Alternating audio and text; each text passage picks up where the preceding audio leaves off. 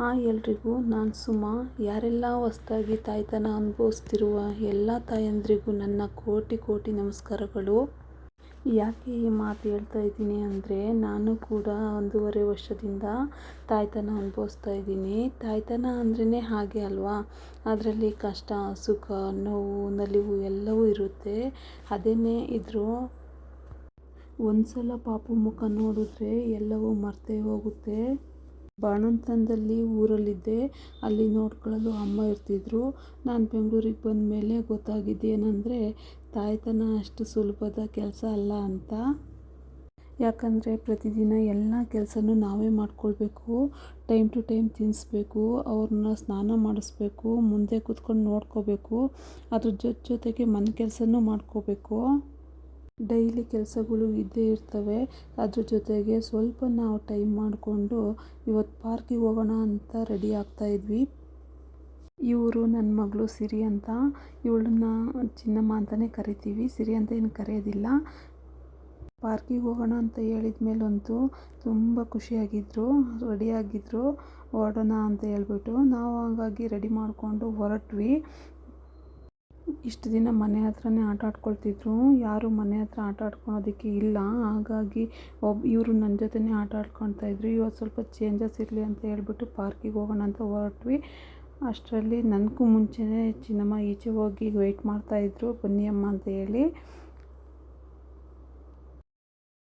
ನಮ್ಮನೆಯಿಂದ ಪಾರ್ಕಿಗೆ walkable distance ಇತ್ತು. ಪಾರ್ಕಲ್ಲಿ ತುಂಬ ತಾಯಂದಿರು ಮಕ್ಕಳನ್ನ ಕರ್ಕೊಂಬಂದಿದ್ರು.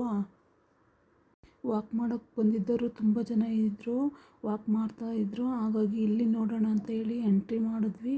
ಅದು ಅಲ್ಲಿ ಜಾರುಬಂಡಿ ಆಗಲಿ, ಜೋಕಾಲಿ ಆಗಲಿ ಫುಲ್ಲು ಬ್ಯುಸಿ ಇತ್ತು.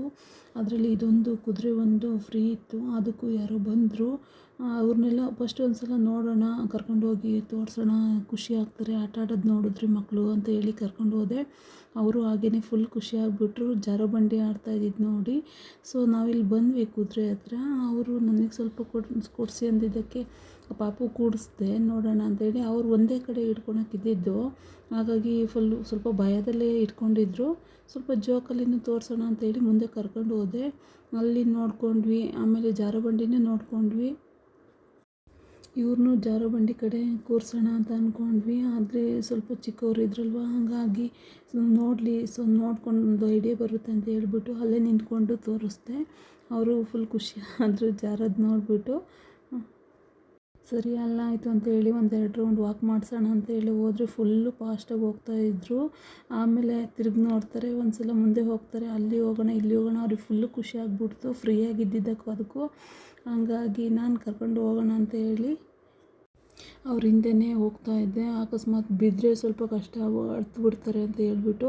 ಆಮೇಲೆ ಇವ್ರಿಗಿನ್ನ ಸ್ವಲ್ಪ ದೊಡ್ಡವರು ಇದ್ರಲ್ಲ, ಅವ್ರನ್ನ ನೋಡಿ ಚಿನ್ನಮ್ಮ, ಅಕ್ಕ, ಅಣ್ಣ ಅಂತ ಹೇಳಿ ಕೂಗ್ತಾಯಿದ್ರು, ಬನ್ನಿ ಬನ್ನಿ ಅಂತ ಹೇಳ್ತಾಯಿದ್ರು. ಒಂದು ಸಲ ಹಿಂದಕ್ಕೆ ನೋಡ್ತಾರೆ, ಒಂದು ಸಲ ಮುಂದಕ್ಕೆ ಹೋಗ್ತಾರೆ. ಫುಲ್ಲು ಖುಷಿಯಾಗ್ಬಿಟ್ಟಿದ್ರು ಹೇಳ್ಬೇಕಂದ್ರೆ. ನಾನು ಅದೇ ಅಂದ್ಕೊಂಡೆ, ನೋಡಿ ಇಷ್ಟು ಚೆನ್ನಾಗಿ ಆಟ ಆಡ್ತಾರೆ ಇವರು ಇಲ್ಲಿ ಬಿಟ್ಟರೆ ಅಂತ ಹೇಳ್ಬಿಟ್ಟು. ನಾನು ಫಸ್ಟ್ ಟೈಮ್ ಹೋಗಿದ್ದಲ್ವ, ಹಾಗಾಗಿ ಅವ್ರಿಗೆ ಕುಡಿಯೋಕ್ಕೆ ನೀರೇನು ತೊಗೊಂಡೋಗಿರಲಿಲ್ಲ. ಬೇಗ ಬರೋಣ ಅಂತ ಹೋಗಿದ್ವಿ, ಆಟ ಆಡ್ತಾರೆ ಹೆಂಗೆ ನೋಡೋಣ ಅಂತ. ಇವರು ಆಟ ಆಡ್ತಿದ್ದಿದ್ದು ನೋಡಿ ಖುಷಿ ಆಯಿತು. ಆಮೇಲೆ ಹೋಗೋ ಬರೋರಿಗೆ ತಾತದಿರು, ಆಂಟಿದಿರು ಎಲ್ಲರಿಗೂ ಮಾತಾಡಿಸ್ತಾ ಇದ್ದರು. ಅಂದರೆ ಅವ್ರ ಹತ್ರ ಬಂದರೆ ಸಾಕು ಇಟ್ಕೊಳ್ತಾರೆ ಅಂತೇಳಿ ಸ್ವಲ್ಪ ಭಯ ಪಡ್ತಾಯಿದ್ರು. ದೂರದಿಂದನೇ ಅಲ್ಲಿ ಮಾತಾಡಿಸ್ತಾ ಇದ್ದರು. ಹಾಗಾಗಿ ತೋರಿಸ್ತಾ ಇದ್ದರು, ಗಿಡಗಳಿದ್ದಾವೆ ನೋಡಿ ಅಂತ ಹೇಳ್ಬಿಟ್ಟು. ನಾನು ಅದಕ್ಕೆ ನೋಡ್ಕೊಂಡು ಹಿಂದೆನೇ ಹೋದೆ.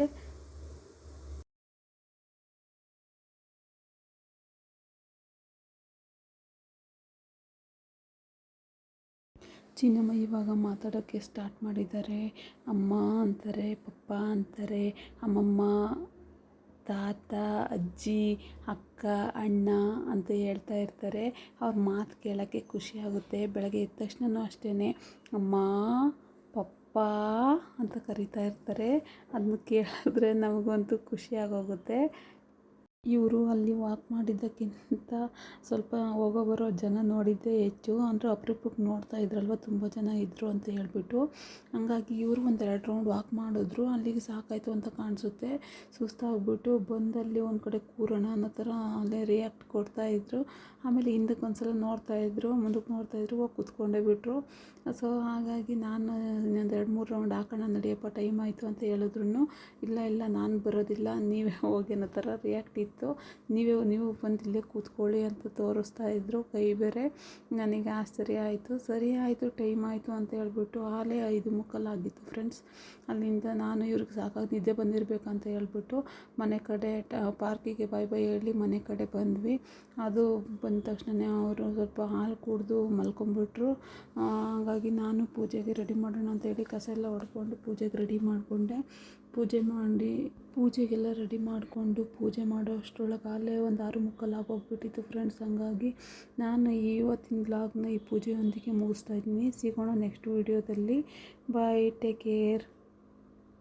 महाप्राणदीपं शिवं शिवं महुकाररूपं शिवं शिवं महासूर्यचन्द्राग्निनेत्रं पवित्रं महागाढतिमिरान्तकं सौरगात्रं महाकान्तिबीजं महादिव्यतेजं दिव्यतेजं भवानी समेतं भजे मञ्जुनाथं।